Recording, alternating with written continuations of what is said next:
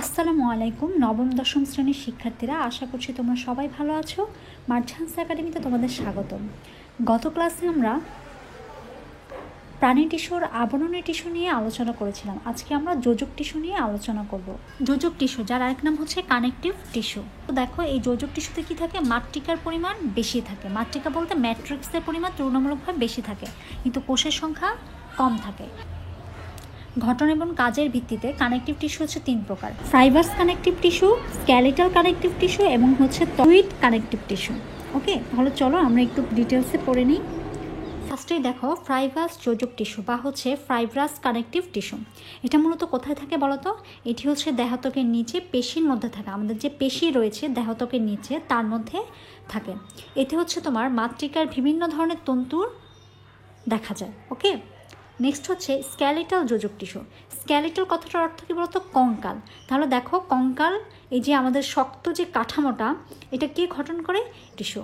তাহলে দেখো, দেহের অভ্যন্তরীণ কাঠামো গঠনকারী টিস্যুকে কী বলে? স্ক্যালিটাল যোজক টিস্যু। তাহলে দেখো, এই টিস্যুর কাজগুলো আমরা একটু দেখে নিই। এক নম্বর হচ্ছে, এটা হচ্ছে দেহের অভ্যন্তরীণ কাঠামো গঠন করে। তারপর দুই নম্বর হচ্ছে, এটি দেহের নির্দিষ্ট আকার, আকৃতি এবং দৃঢ়তা প্রদান করে। তিন নম্বর হচ্ছে, এটি অঙ্গ সঞ্চালন এবং চলনে সহায়তা করে। তারপর হচ্ছে মস্তিষ্ক, মেরুরজ্জু, ফুসফুস, হৃৎপিণ্ড, আমাদের যে নরম এবং নাজুক অঙ্গগুলো রয়েছে, এগুলোকে কে রক্ষা করে? স্কেলিটাল যোজক টিস্যু। তারপর দেখো, বিভিন্ন ধরনের রক্তকণিকা কী করে? রক্তকণিকা উৎপাদন করে। ঐচ্ছিক পেশিগুলোর মধ্যে কী করে? একটা সংযুক্তির ব্যবস্থা করে। আমাদের যে ঐচ্ছিক পেশিগুলো রয়েছে, ঐচ্ছিক পেশি কোনগুলো বলো তো? ঐচ্ছিক পেশি হচ্ছে যেগুলো হচ্ছে আমরা কী করতে পারি? নড়াচড়া করতে সক্ষম। ঘটনার ভিত্তিতে এই স্কেলিটাল যোজক টিস্যুকে আবার দুই ভাগে ভাগ করা হয়েছে। একটা হচ্ছে কোমলাস্থি আর একটা হচ্ছে অস্থি। তাহলে দেখো, কোমলাস্থি বলতে কি বোঝানো হয়েছে? কোমল, একটু নরম, তাই না? একটু নমনীয়। তাহলে দেখো, কোমলাস্থি হচ্ছে নমনীয় স্কেলিটাল যোজক টিস্যু। এটা কোথায় থাকে বলো তো? এই যে এই লাইনটা হচ্ছে অনেক ইম্পর্টেন্ট। এটি হচ্ছে মানুষের নাক এবং কানের পিনা কোমলাস্থি দিয়ে তৈরি। তাহলে মানুষের নাক এবং কানের পিনা, এটি কি দিয়ে তৈরি? কোমলাস্থি দিয়ে তৈরি।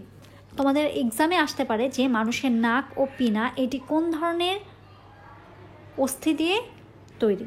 ওকে, তারপর হচ্ছে অস্থি। এটা হচ্ছে দৃঢ়, ভঙ্গুর এবং অনমনীয় একটা স্কেলিটাল কানেকটিভ টিস্যু।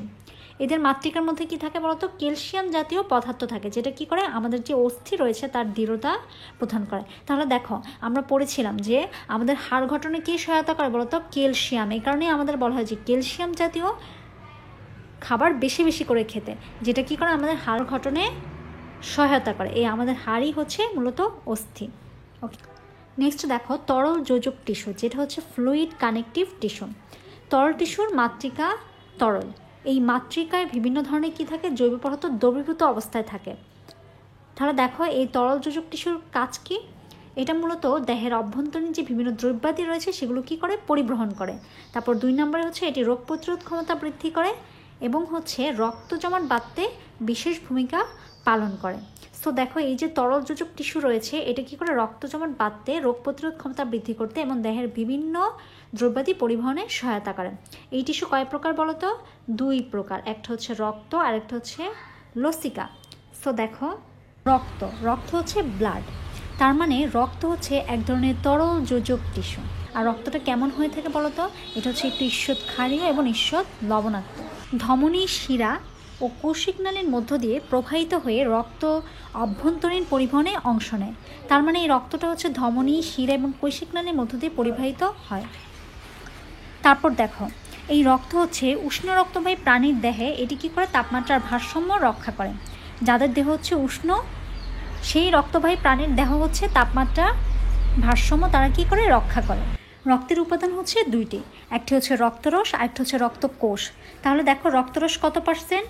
55%। আর রক্তকোষ হচ্ছে 45%। এই জিনিসগুলো অনেক ইম্পর্টেন্ট, তো তোমরা এগুলো মনে রাখবে। তারপর একটু খেয়াল করো, এই যে রক্তের মধ্যে রক্তরস এবং রক্তকোষ রয়েছে, এই যে রক্তরস, এই রক্তরসটা কেমন? এটা হচ্ছে রক্তের একটা তরল অংশ, যেটা হচ্ছে একটু ঈষৎ হলুদাভ হয়ে থাকে। তার মানে রক্তরসটা হচ্ছে একটু ঈষৎ হলুদাভ। এটা হচ্ছে রক্তের কি অংশ? তরল অংশ। এর প্রায় 91 থেকে 92% হচ্ছে পানি। কত পার্সেন্ট পানি? 91 থেকে 92% হচ্ছে পানি। 8 থেকে 9% হচ্ছে জৈব এবং অজৈব পদার্থ।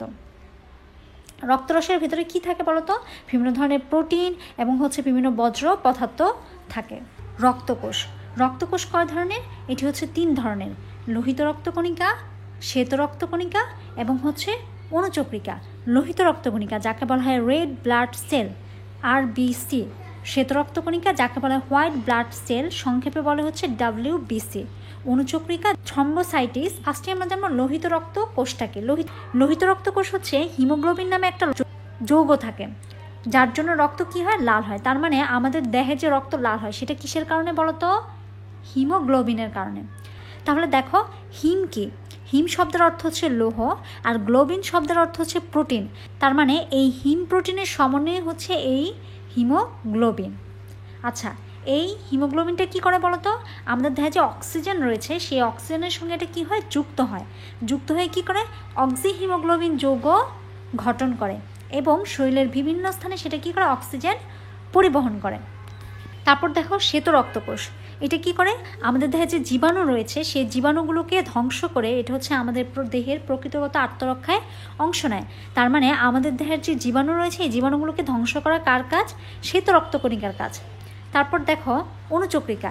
এটা কি করে? আমাদের দেহের রক্ত জমাট বাঁধতে সাহায্য করে। তাহলে একটু খেয়াল করো, আমাদের দেহের কোনো অংশ যখন কাটা যায় তখন দেখবে কিছুক্ষণ পরে এটা কি হয়? রক্ত জমাট বেঁধে যায়। আর এটা কিসের কারণে?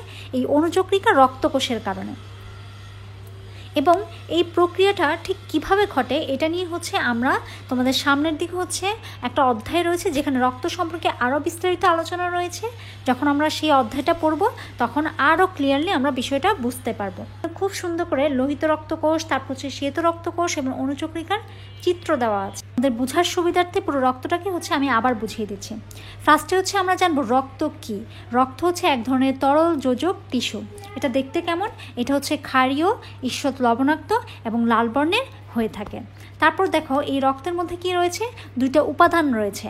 একটা হচ্ছে রক্তকোষ, আরেকটি হচ্ছে রক্ত রস। তাহলে দেখো রক্তরস এটা হচ্ছে মূলত রক্তের তরল অংশ, যার মধ্যে তোমার 55%, যার মধ্যে তোমার 91 থেকে 92% কি থাকে? পানি থাকে এবং 8 থেকে 9% তোমার কি থাকে? জৈব এবং অজৈব পদার্থ থাকে। এছাড়া থাকে আরও প্রোটিন এবং আরও বিভিন্ন ধরনের বজ্র পদার্থ। ওকে, তারপর হচ্ছে রক্তকোষ। রক্তকোষ থাকে হচ্ছে রক্তের মধ্যে প্রায় 45%। এবার দেখো এই রক্তকোষ আবার কয় ধরনের? 3 ধরনের। একটা হচ্ছে লোহিত রক্তকণিকা যাকে বলা হয় রেড ব্লাড সেল বা RBC, আর শ্বেত রক্তকণিকা হোয়াইট ব্লাড সেলস বা হচ্ছে WBC। অণুচক্রিকা যাকে বলা হয় থ্রম্বোসাইটিস বা হচ্ছে ব্লাড প্লাটিলেট। তো দেখো ফার্স্টে আমরা দেখব লোহিত রক্তকণিকাটা কি। লোহিত রক্তকণিকার মধ্যে হিমোগ্লোবিন নামে এক ধরনের লৌহ জাতীয় যৌগ পদার্থ থাকে। এই হিমোগ্লোবিনটা কি বলতো? হিম হচ্ছে একটা লৌহ আর গ্লোবিন হচ্ছে একটা প্রোটিন, আর এই প্রোটিন এবং লৌহর সমানে কি গঠিত হচ্ছে? হিমোগ্লোবিন।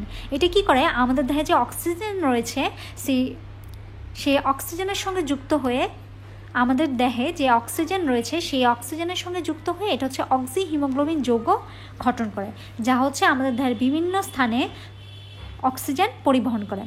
নেক্সট হচ্ছে শ্বেত রক্তকণিকা, যা কী করে? আমাদের দেহের সমস্ত জীবাণুকে ধ্বংস করে আমাদের দেহের রোগ প্রতিরোধ ক্ষমতা বৃদ্ধি করে।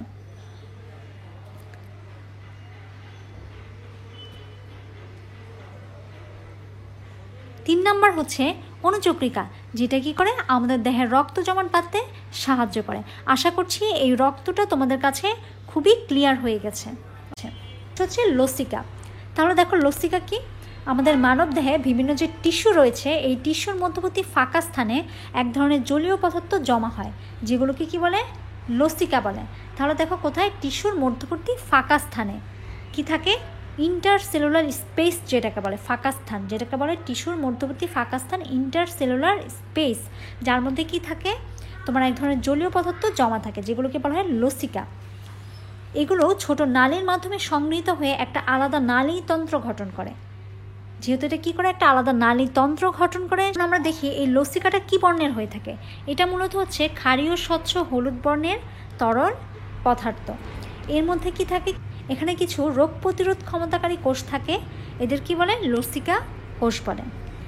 আশা করছি আজকের ক্লাসটা তোমরা খুব ভালোভাবে বুঝতে পেরেছো। যদি কোথাও কোনো প্রবলেম হয় অবশ্যই আমাকে কমেন্ট করে জানাবে। ভিডিওটি ভালো লাগলে লাইক, কমেন্ট, শেয়ার করবে এবং নিয়মিত আপডেট পেতে চ্যানেলটি সাবস্ক্রাইব করবে। পরবর্তী ক্লাসে আমরা পেশি টিস্যু নিয়ে আলোচনা করব।